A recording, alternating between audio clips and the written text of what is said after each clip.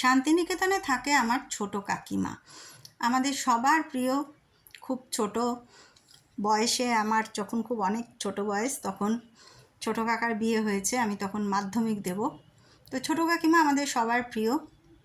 তো ছোট কাকিমার বাড়িতে এই গরমকালে গেলে এই একটা দারুণ মজা আছে। কাকিমার বাগানে নানা রকম সবজিপাতি ফল হয়, তার থেকে টমেটো আর সজনের ডাঁটা আমাকে দিয়েছিল এবারে। এত ভালো ছিল, বাজারে কিনে তো সবাই খাই, কিন্তু একদম সার ছাড়া বাড়ির বাগানের সবজিপাতি পেলে দারুণ লাগে খেতে। আর এই ছোটো কাকার বইয়ের তাকটা যখনই যাই আমি একবার করে দাঁড়িয়ে পড়ি তার সামনে, কি কি নতুন বই এলো দেখার জন্যে। এই যে সেই সজনের ডাঁটা শান্তিনিকেতন থেকে টেনে নিয়ে এসেছি কলকাতায়। টমেটো আর সজনের ডাঁটা নিয়ে আমি চললাম হোটেলে। এবারে ছিলাম যে হোমস্টেটায়, সেই হোমস্টেতে। তারপরে কলকাতায় ফিরে কি রাঁধলাম দেখো। আমাদের সবার এই রান্নাটা খুব প্রিয়।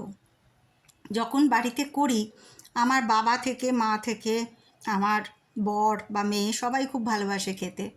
সেটা হচ্ছে পোস্ত দিয়ে সজনের ডাঁটার চচ্চড়ি।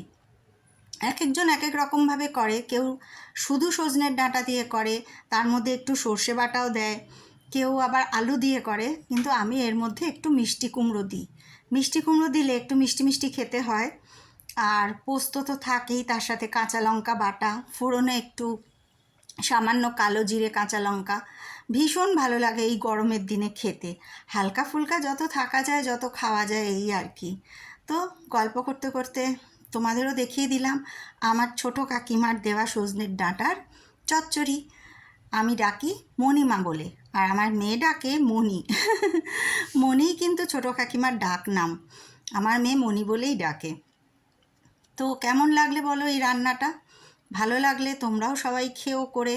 গরমে শরীর মন দুই ভালো থাকবে। আজকের মতো টাটা।